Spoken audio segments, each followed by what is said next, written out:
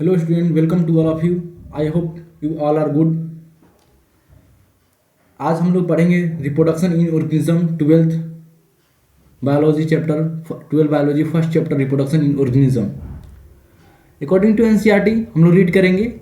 और इसमें आप लोग अगर नए हो हमारे बायो एजुकेटर के चैनल पर तो हमारे चैनल को लाइक और सब्सक्राइब करना मत भूलिएगा। आपका एक लाइक हमारे उम्मीद को बढ़ाता है और उम्मीद एक नई एनर्जी के साथ उत्पन्न होती है।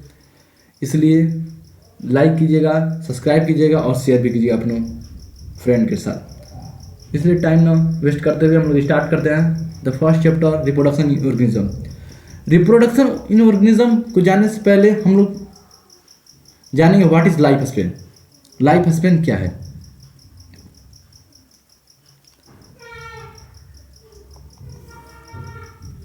लाइफ स्पेन क्या है? तो लाइफ स्पेन किसे कहते हैं? If any organism, the period from birth to the natural death, the time period from birth to the natural death, कोई भी ऑर्गेनिज्म है वो जन्म लिया, मान लीजिए 2000 ईस्वी में जन्म लिया और डेथ हो गया उसका, उसका निश्चित डेथ है। डेथ कितना हुआ? डेथ हो गया मान लीजिए एक्सीडेंटल नहीं, नेचुरल डेथ कितना हुआ? 1 साल में डेथ हो गया, 1 ईयर, आफ्टर 1 ईयर। और मान लीजिए 15 ईयर्स बाद डेथ हो गया। जैसे क्रो हो गया, क्रो का जन्म हुआ 2000 ईस्वी में और उसका 2015 में उसका डेथ हो गया, नेचुरल डेथ। तो उसको क्या कहते हैं? द पीरियड बर्थ हुआ, द पीरियड यहाँ बर्थ कब कितना हुआ? 2000 ईस्वी में। और उसका डेथ कितना कब हुआ? 2015 में। ये जो पीरियड है ना दोनों का, इसको क्या कहते हैं? Life span. The period from birth to the natural death is known as life span. ठीक है। अब लाइफ स्पेन कोई भी ऑर्गेनिज्म का, हर ऑर्गेनिज्म का अलग अलग लाइफ स्पेन होगा। ये डिपेंड नहीं करता है कि कोई भी ऑर्गेनिज्म कितना बड़ा हो कितना छोटा हो, ये डिपेंड नहीं करता है। कोई मान लीजिए कोई ऑर्गेनिज्म हो गया खूब बड़ा है, बिग है, पर उसका लाइफ स्पेन कितना है? शॉर्ट पीरियड है। कोई ऑर्गेनिज्म मान लीजिए स्मॉल है पर उसका लाइफ स्पेन कितना है? लॉन्ग पीरियड ऑफ टाइम है। इसलिए इसको हम डिफाइन करेंगे कैसे? यहाँ डिफाइन कर देखिए, यहाँ डिफाइन करेंगे the period, the time period, period from birth to natural death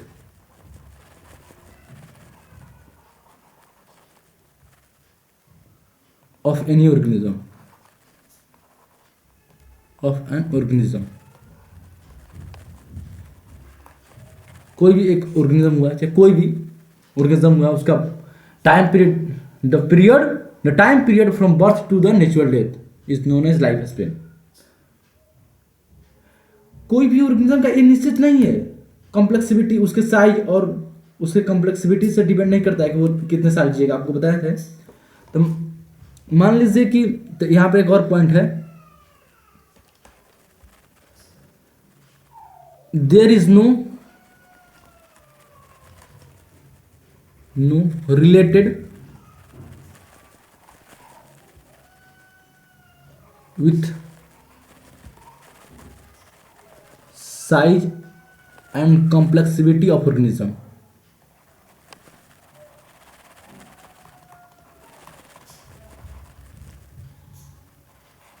कंप्लेक्सिबिलिटी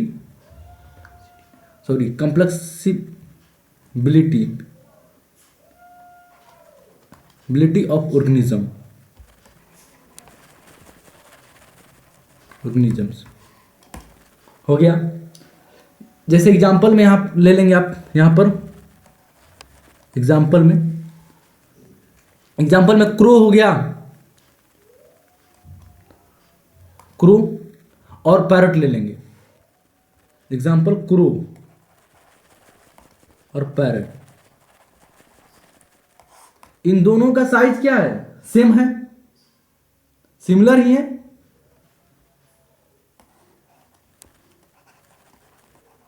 both size is maximum same। Same ही है, दिखने में एक ही जैसे हैं। वो भले ही काला है, एक भले ही ग्रीन कलर का है, उस पर डिपेंड नहीं करता है, पर दोनों का सेम ही है। पर इनका डिफरेंसेस कितना है, देखिए डिफरेंस। एक का 15 साल, पैरट का कितना हो गया,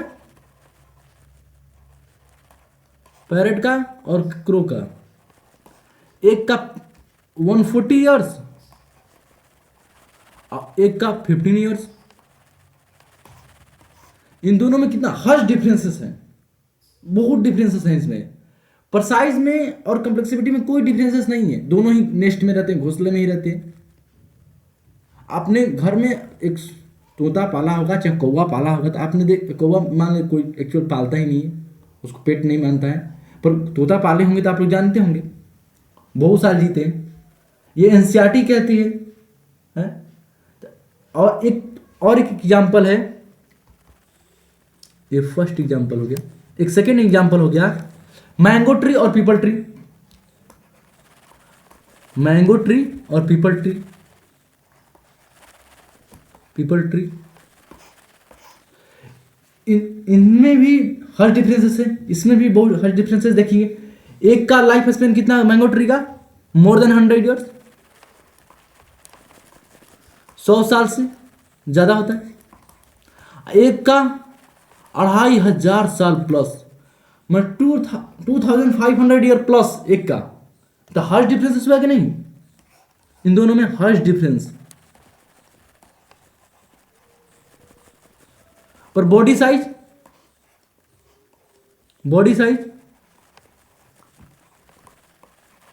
मैक्सिमम सेम है, दोनों ही बड़े बड़े पेड़ होते हैं, सेम ही है मैक्सिमम साइज। पर लाइफ स्पेन दोनों का हर्ष डिफरेंस है। अब देखेंगे क्या, आगे चलते हैं।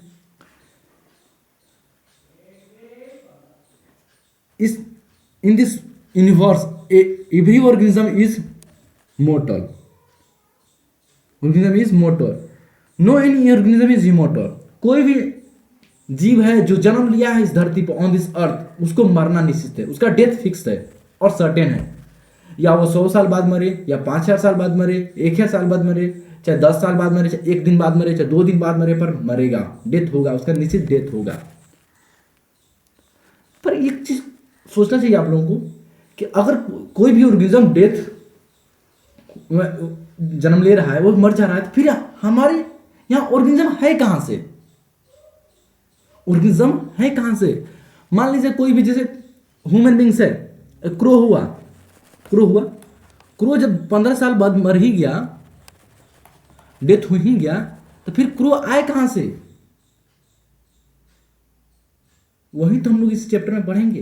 We learn, this is the question, how the new individual come on this earth, और how the organism come after year by year और generation by generation.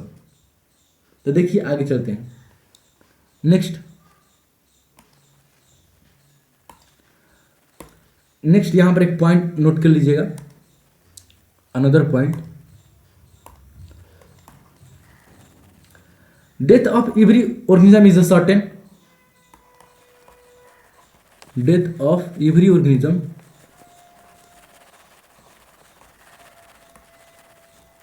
Is certain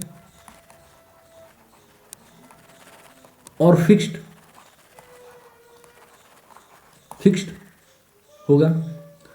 second point है यहां पर कि no any organism is immortal, कोई भी organism immortal नहीं है। Any organism is immortal, immortal, every organism is mortal, every organism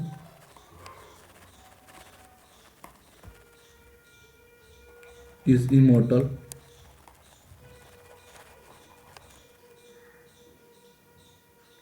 every organism is mortal, every organism is mortal हो गया। एक्सेप्ट यूनिसेलुलर और सिंगल सेल ऑर्गेनिज्म। इसमें भी exception है। यूनिसेलुलर ऑर्गेनिज्म और सिंगल सेल ऑर्गेनिज्म में आपका डेथ नहीं होगा, होगा पर आपको दिखेगा नहीं। जैसे अभी डेथ होगा वो डिवाइड हो जाएंगे, न्यू सेल फॉर्म कर देंगे, होगा पर दिखेगा नहीं। जैसे मान लीजिए अमीबा है, चाहे आप लोग गांव में टर्निप देखे होंगे, टर्निप हल्दी, हल्दी देखे होंगे सपोज, वहां पर आपने देखा होगा कि जो आपने उसका जो थू होता है, जो उसका क्या कहते हैं, टर्निप का लगाया जाता है, क्या कहते हैं उसको, रूट, सूट, सूट लगाया जाता है जो, तो वो क्या कहते हैं, जब सूट लगाया जाता है उसी में से इंक्रीज कर जाते हैं, बढ़ जाते हैं, बड़े बड़े हो जाते हैं। एक छोटा सा टर्निप लगाएंगे तो उसमें बड़ा बड़ा हो जाएगा, बड़ा हो जाएगा, पर उसमें डिवाइड हो गया, फिर वो छोटा सा टूट जाएगा, टूट कर फिर छोटा सा फिर एक न्यू फॉर्म कर देगा, नया फॉर्म कर देगा, फिर वो बड़ा हो जाएगा। तो उसमें क्या हुआ, डेथ नहीं हुआ, डेथ हुआ पर सीन नहीं किया, अपने हमने देखा नहीं उसमें। वो अपने जब उसका डेथ का टाइम था तो उसमें क्या किया, वो डिवाइड कर गया। तो आइए यहां पर एक्सेप्शन देख लेते हैं।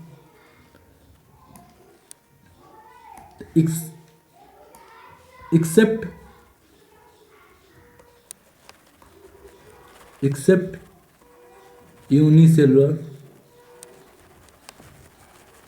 Oblique single cell organism.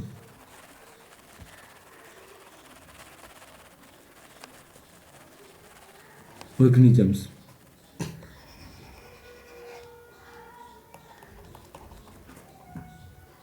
Organism. तो इसमें एक पॉइंट नोट कर लेंगे, पॉइंट यही नोट करेंगे, देखिएगा।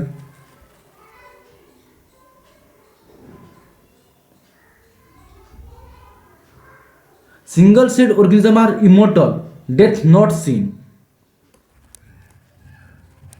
Single celled, sorry,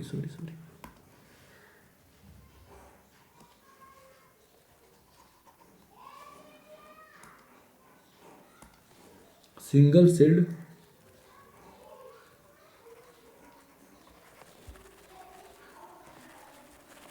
organisms are immortal,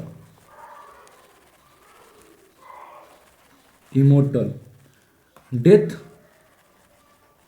not seen। इसमें डेथ दिखता नहीं है हम लोगों को अपने नेकेड आई से, देख लीजिए। जैसे इसका एग्जाम्पल एक ले लेंगे, एग्जाम्पल देख लीजिएगा, आपको समझा देते हैं। अमीबा,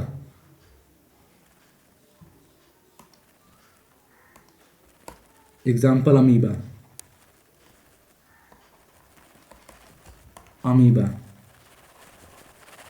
हाइड्रा,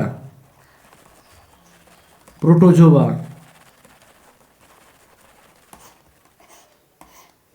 तो एक एग्जाम्पल अमीबा का देख लीजिएगा, फिगर दिखा देते, बता देते हैं। एक ही होगा,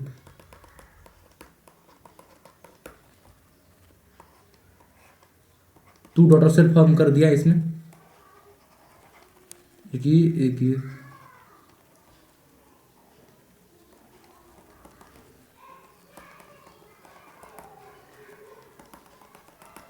तो इसमें क्या नोट करेंगे, two daughter cell, new two daughter cell form. इसमें डेथ होता, लेकिन यही अभी डेथ होने वाला था, तो क्या कर डिवाइड कर गया सेल, डिवाइड करके और दो न्यू सेल का फॉर्म कर गया और दो डॉटर सेल का फॉर्मेशन हो गया। अब देखेंगे एक क्वेश्चन है एनसीईआरटी में, why single cell organism are immortal और oblique unicellular. Why single cell organism are immortal और यूनिसेलुलर। यूनिसेलुलर ऑर्गेनिज्म और सिंगल सेल ऑर्गेनिज्म क्यों इमोर्टल होती हैं, तो इसका आपका आंसर हो जाएगा there is no path to die, left to die. मतलब कोई भी इसमें कोई रीजन ही नहीं है मरने का। रीजन कहाँ है? जे भी उसका क्या कहते हैं, जे वो डेथ का कगार पर है, नहीं कहते मृत्यु के कगार पर तुम आए हो, तभी से तुम क्या करोगे, फिर से वो जीवित हो गए तुम। अभी जे मृत्यु के कगार पर हो गया, अपने घर के दरवाजे के पास मृत्यु के, तो वो डिवाइड कर गए और एक नया माने क्या कहते हैं उसमें फिर से एनर्जी आ गई, नया सेल बन गए। यही ना होगा, नया सेल बन गए। तो क्या कहेंगे, there is no path to die, there is no reason to die, there is no reason और पाथ टू डाई। अब देखेंगे इसका लाइफ स्पेन में, सब एनसीईआरटी के अनुसार सब लाइफ स्पेन है, डिफरेंट ऑर्गेनिज्म का डिफरेंट डिफरेंट लाइफ स्पेन है। तो आइए देखते हैं एनसीईआरटी। देखिए यहाँ पर एनसीईआरटी का है, जो जो एनसीईआरटी में दिया है वो मैंने नोटेड है पहले से, लेकिन हम जो जो है बाकी जब जहाँ फिल इन द ब्लैंक्स है वहाँ पर हम बना देंगे, भरवा देंगे, मैं फिल करवा देंगे, आप लोग देख लीजिएगा। कोई गलती हो जाएगी तो माफ़ कीजिएगा। देखिए यहाँ है एलिफेंट। एलिफेंट का लाइफ स्पेन कितना होता है? 60 to 80 ईयर्स, और सॉरी 60 to 90 ईयर्स। इसका 60 to 90 ईयर्स। रोज का 5 to 7 ईयर्स, ये रोज है 5 to 7 ईयर्स। डॉग का 25 to 30 ईयर्स, 25 to 30। बटरफ्लाई दिया ही है 1 to 2 वीक। क्रो का पहले ही बता भी दिया मैंने, अब यहां पर भी दिया 15 ईयर्स। बनाना ट्री, अरे sorry banana tree 25 years, 25 years.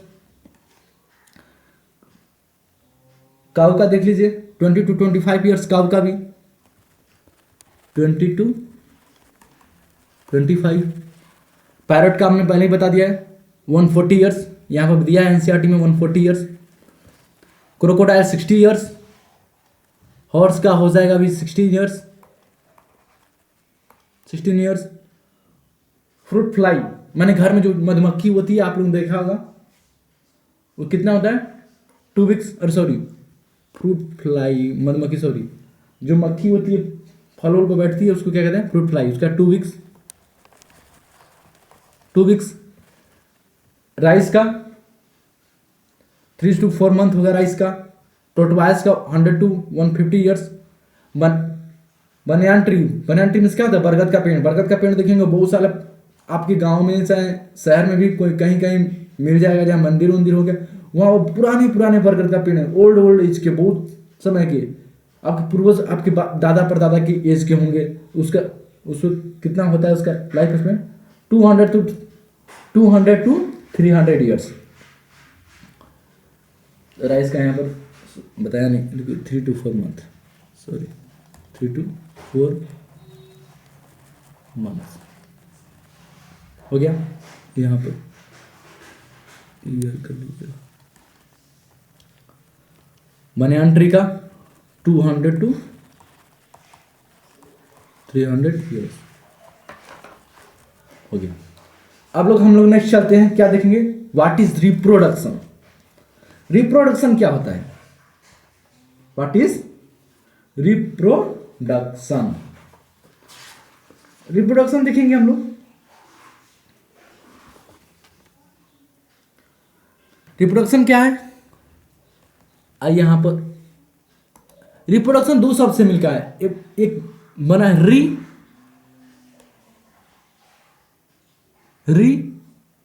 यहां से यहां तक, एक होता है प्रोडक्शन यहां से यहां तक। री मीन्स क्या होता है, अगेन, री मीन्स अगेन, और production is to produce anything, produce something और प्रोड्यूस समथिंग न्यू थिंग, ये भी नहीं कह सकते हैं। तो यहां पर re means again, production is to produce something.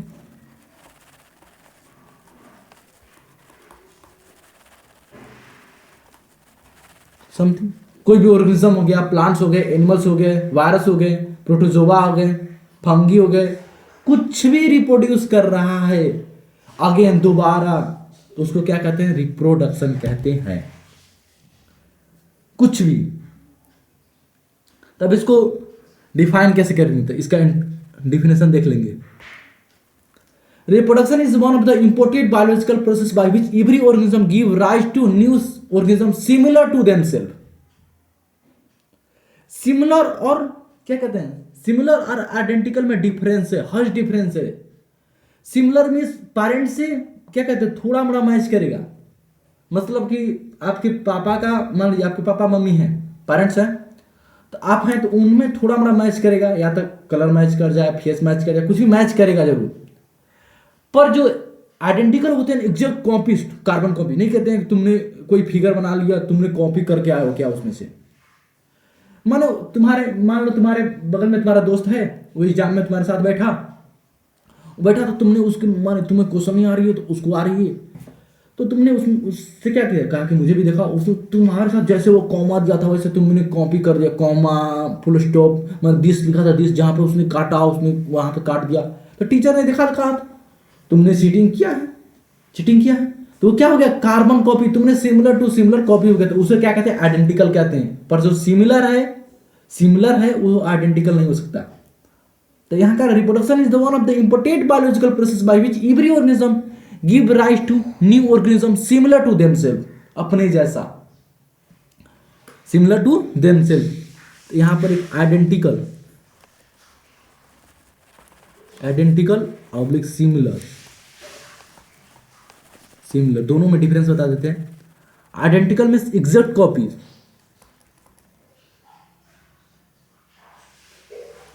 Exact carbon copy to its parents.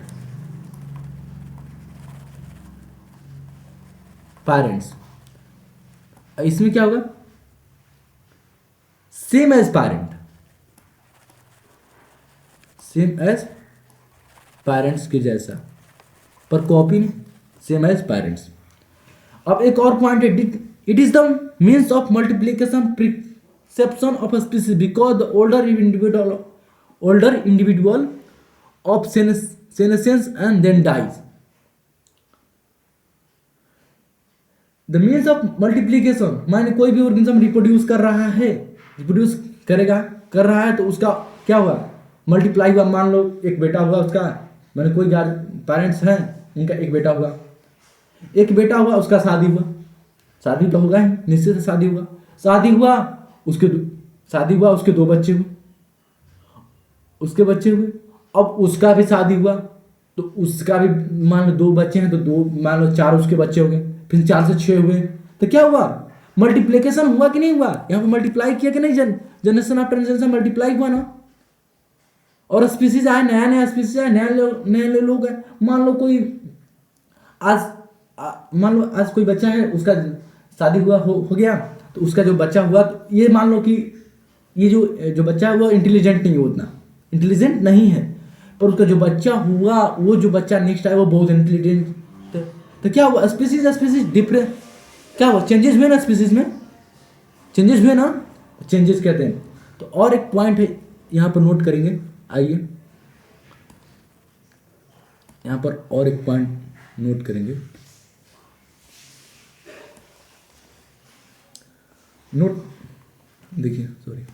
एक पॉइंट नोट करेंगे।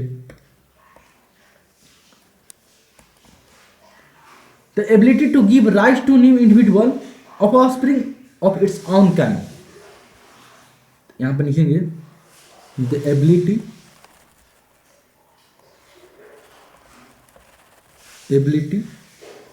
to give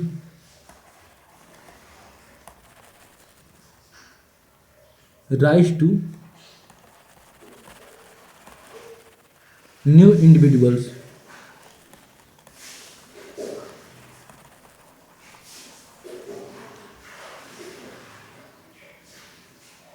of offspring of its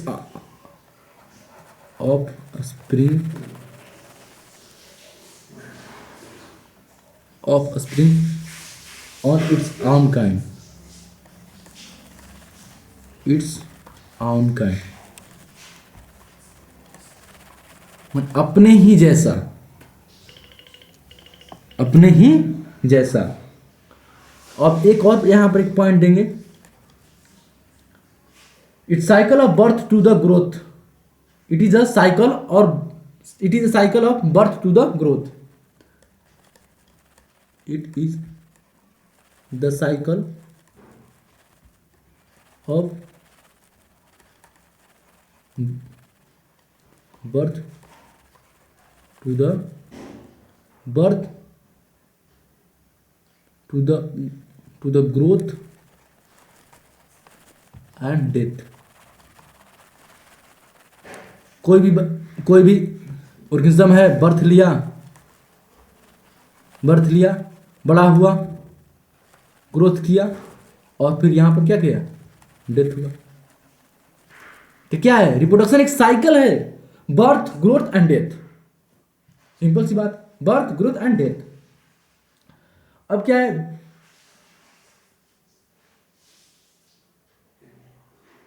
there are responsible, अब नेक्स्ट में आपका पॉइंट था उसमें इंट्रोडक्शन में, there is responsible for the continuity of species from the generation after generation, उसमें दिया है। अब आगे देखते हैं,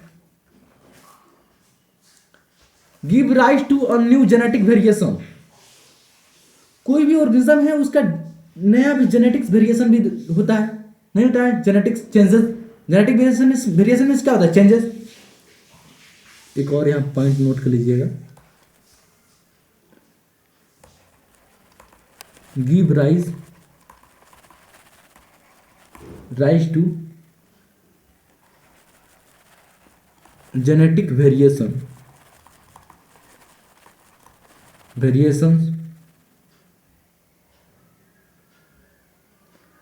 genetic variation is better adaptability, यहां पर क्या हो जाएगा, बेटर एडेप्टेबिलिटी,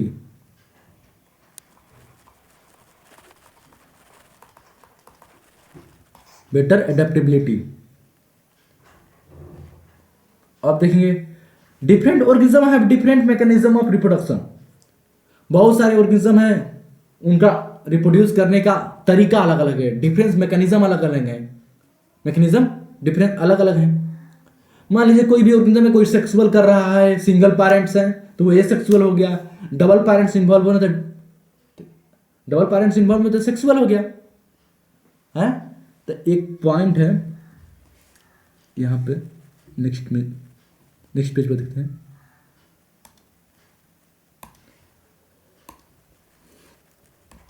नेक्स्ट पेज क्या कर रहा है, डिफरेंट ऑर्गेनिज्म है different mechanism of reproduction, different organism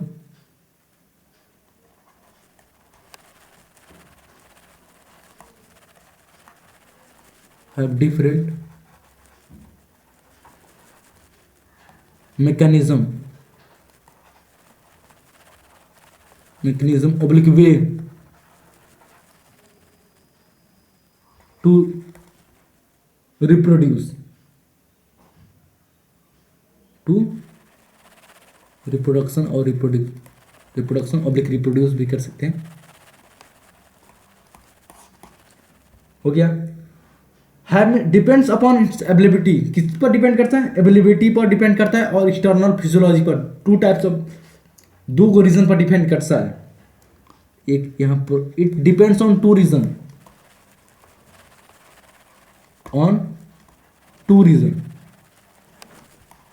दो को रीजन पर डिपेंड करता है। फर्स्ट देखिए, फर्स्ट हो गया इंटरनल हैबिट्स पर डिपेंड करता है, और सेकेंड है इंटरनल फिजियोलॉजी। हैबिट्स मीन्स उसके रहन सहन कैसा है, उसकी कैसे रहन सहन पर डिपेंड करता है। Physiology means climate changes, climates, वेदर्स, इस पर भी डिपेंड करता है। तो यहां पर फर्स्ट होगा depends upon habitat, depends upon habitat, habitat. Second हो गया आपका इंटरनल फिजियोलॉजी,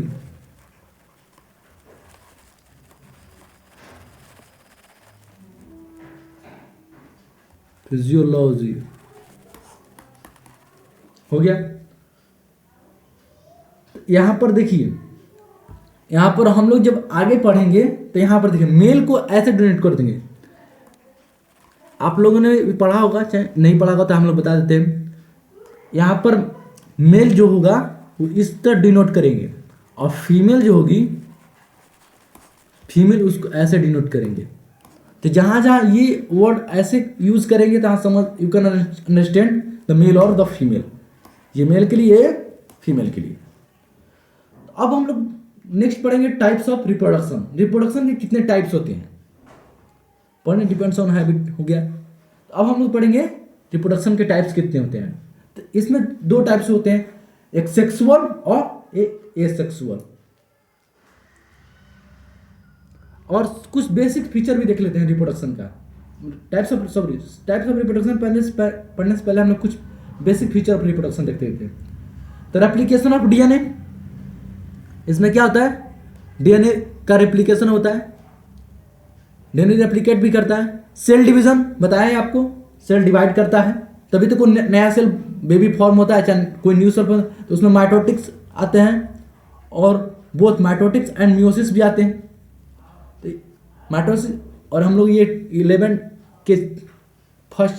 के सेल डिवीजन में आप लोग पढ़े होंगे, माइटोटिक और माइटोटिक सेल डिवीजन में माइटोटिक, मियोटिक, मियोसिस। तो सेल डिवीजन भी होता है, माइटोटिक भी आते हैं, मियोसिस और माइटोटिक दोनों आते हैं, मियोटिक और माइटोटिक दोनों भी आते हैं। फॉर्मेशन ऑफ रिप्रोडक्टिव बॉडीज और यूनिट्स, रिप्रोडक्टिव बॉडीज फॉर्म करता है तभी तो नया ऑर्गेनिज्म रिप्रोड्यूस करता है, हैं? कोई भी ऑर्गेनिज्म जब उसका रिप्रोडक्टिव बॉडीज होगी तभी तो नया ऑर्गेनिज्म रिप्रोड्यूस करेगा। अब फोर्थ पॉइंट है development of reproductive body into offspring. कोई भी जो जनरेशन है, कोई भी ऑफस्प्रिंग है, पहले जो पेरेंट्स हैं उसके अंदर जो बेबी है उसी के अंदर ही वो क्या होता है, उसका रिप्रोडक्टिव बॉडीज है, जो ऑर्गन्स हैं, बॉडीज हैं, वो क्या करता है, ग्रोथ कर जाता है। तभी तो वो आता है इन्वायरमेंट के अंदर, जो बाहर आता है बेबी निकल के। कोई भी मान लीजिए ह्यूमन क्या है, तो ह्यूमन का बेबी अंदर ही जब माँ के गर्भ में 9 मंथ रहता है, तभी तो उसका वो क्या कहते हैं, रिप्रोडक्टिव ऑर्गन्स उसमें क्या होते हैं, उसमें डेवलप कर जाते हैं।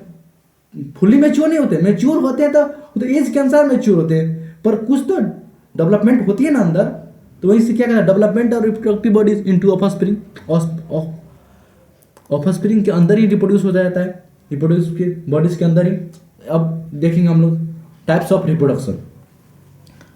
Types of reproduction, all reproductive method are broadly categorize into 2 types. सारे ऑर्गेनिज्म का जो रिप्रोडक्टिव ऑर्गन है, कितने रिप्रोडक्टिव कैटेगरी, कितने भी डिवाइड हुए हैं 2 कैटेगरी में, एक सेक्सुअल और सेकंड एसेक्सुअल। सेक्सुअल और एसेक्सुअल, तो देखेंगे व्हाट डिफरेंस, पहले देख लेंगे what is sexual reproduction and what is asexual reproduction. तो पहले देखिए आपको बता देते हैं कुछ something knowledge to gain with me. Asexual में क्या होगा, एपोमिक्सिस होगा। एक सेक्सुअल में क्या होता है, एपोमिक्सिस। एपोमिक्सिस, एपोमिक्सिस में सिंगल सेक्सुअल, सॉरी गलती,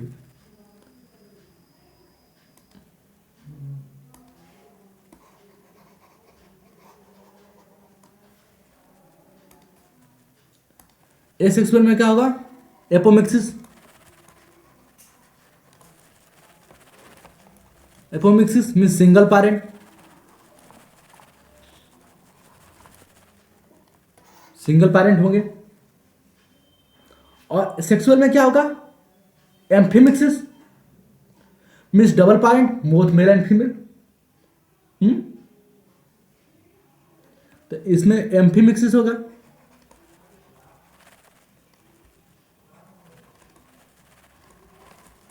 amphimixis both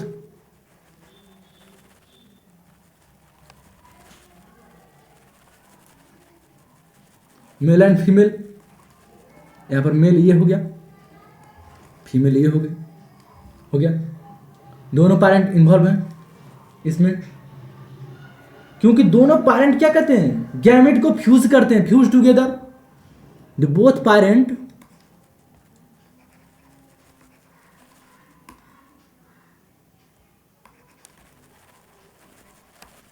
fuse gamete together, gamete fuse करेंगे तभी ना बेबी बनेगा, बेबी फॉर्म होगा यहाँ पे। और इसमें क्या है, मिक्सिंग और फ्यूजन ऑफ गैमेट, इसमें फ्यूज कर रहा है। एम्फोमिक्सिस में क्या होता है, मिक्सिंग और फ्यूजन ऑफ गैमेट, यहाँ पर एम्फोमिक्सिस मीन्स मिक्सिंग और फ्यूजन ऑफ गैमेट्स हो गया, मिक्सिंग और ऑब्लिक कर देंगे और कर देंगे। और यहां पर क्या होगा, एस्पेम सोमैटोजेनिक, इसको क्या कहते हैं इसको क्या कहते हैं, सोमैटोजेनिक रिप्रोडक्शन कहते हैं किसको, एसेक्सुअल रिप्रोडक्शन को। और सेक्सुअल रिप्रोडक्शन के क्या कहते हैं, जर्मिनल रिप्रोडक्शन कहते हैं। एक यहां पर एक अनदर पॉइंट होगा, यहां पर सेक्सुअल रिप्रोडक्शन को क्या कहते हैं, जर्मिनल रिप्रोडक्शन, जर्मिनल रिप्रोडक्शन। इसको क्या कहते हैं, somatic reproduction, सोमैटोजेनेटिक,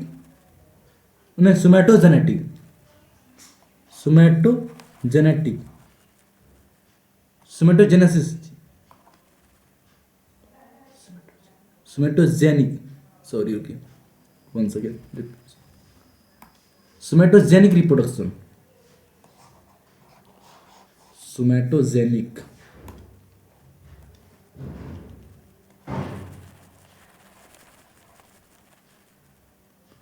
genic,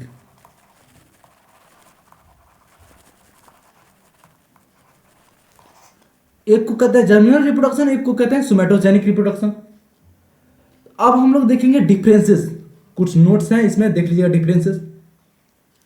difference between sexual and asexual reproduction.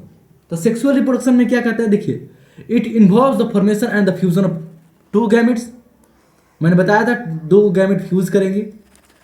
इसमें क्या है, इसमें क्या है, देखिए, it does not involve the formation and the fusion of gamete, generally distinguish into male and the female gametes. इसमें ये डिस्टिंग्विश नहीं किया गया है, generally distinguished into male and female gamete, ये नहीं डिस्टिंग्विश है कौन मेल है कौन फीमेल है, डिस्टिंग्विश है पर क्या कहते हैं, नोन है, पर नोन है कि ये मेल है एक फीमेल है, बट डज नॉट इन्वॉल्व, इसमें दो गैमेट्स इन्वॉल्व नहीं है, एक सिंगल पेरेंट है इसमें, कहेंगे तो सीधे। अभी ये सेकंड पॉइंट देखिए क्या हो गया, new individual develop from zygote और the fusion product of two gametes. जो नया इंडिविजुअल है किस चीज से बना है, जाइगोट से बना है। और फ्यूजन प्रोडक्ट, जो प्रोडक्ट टू प्रोडक्ट बना है, तो क्या कर रहा है, जब गैमेट फ्यूज कर रहा है, जब गैमेट फ्यूज कर रहा है टू गैमेट्स विच मे और may not be a product of a two parent.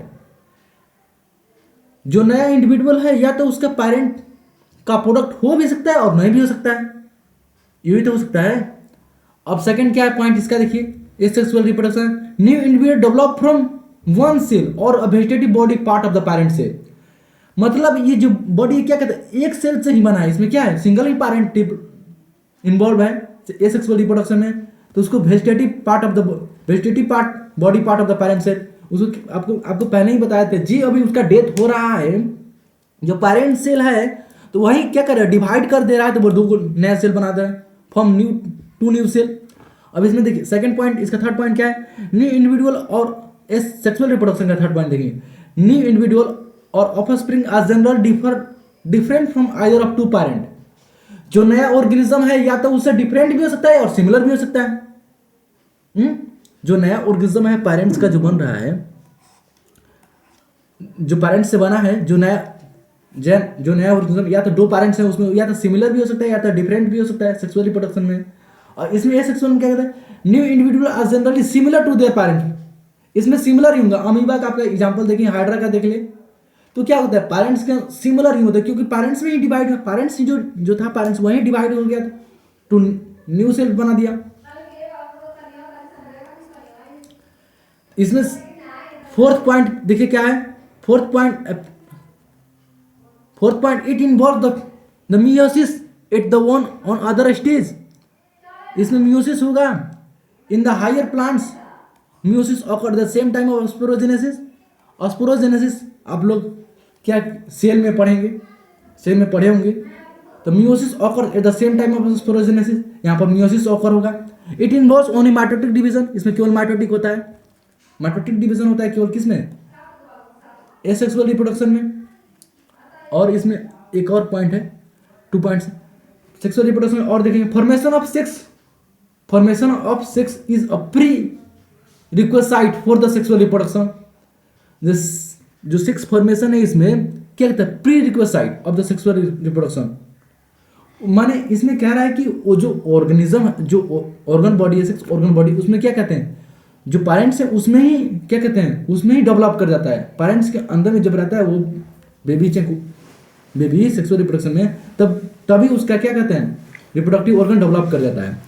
It does not require the formation of sex organ. इसमें कोई सेक्स ऑर्गन का फॉर्मेशन की कोई जरूरत ही नहीं है। किसमें, एसेक्सुअल रिप्रोडक्शन में। क्या अमीबा में क्या जरूरत है, वो खुद ही सिंगल सेल है, वो खुद ही डिवाइड कर जाएगा। अब जो लास्ट पॉइंट है यहाँ पर, लास्ट पॉइंट है, it introduce a variability and it's hence the evolutionary importance. Sexual reproduction क्या कर रहा है, वेरिएबिलिटी और ये इंपॉर्टेंस है। बहुत सारा इंपॉर्टेंस क्यों नहीं है, बहुत जरूरी है। जब से सेक्सुअल रिप्रोडक्शन होगा नहीं तो वेरिएशंस नहीं होंगे, वेरिएशंस नहीं, जनरेशन आफ्टर जनरेशन नहीं होंगे। पता किससे, पहले जैसे पूर्वज जो आदि मानव थे, जो हमारे जो पूर्वज थे, क्या थे पूर्वज, जो चिंपांजी जो पूर्वज थे, होमोसेपियन चिंपांजी थे, तो उनका पहले क्या था, स्कल बड़ा रहता था ऐसे, तो बाहर की तरफ ऐसे स्कल, पर धीरे धीरे वेरिएशन हुआ, चेंजेस हुआ, तो वो धीरे धीरे धरते आए, हम लोग का शेप चेंजेस हो गया, साइज चेंज हो गया, साइज चेंजेस हो गया। पहले हमारे टेल होते थे, धीरे धीरे चेंजेस हुआ तो टेल खत्म हो गया। टेल मींस क्या होता है, पूंछ। अब देखिए इसमें एसेक्सुअल में देखेंगे, it does not introduce variability hence the no evolutionary importance.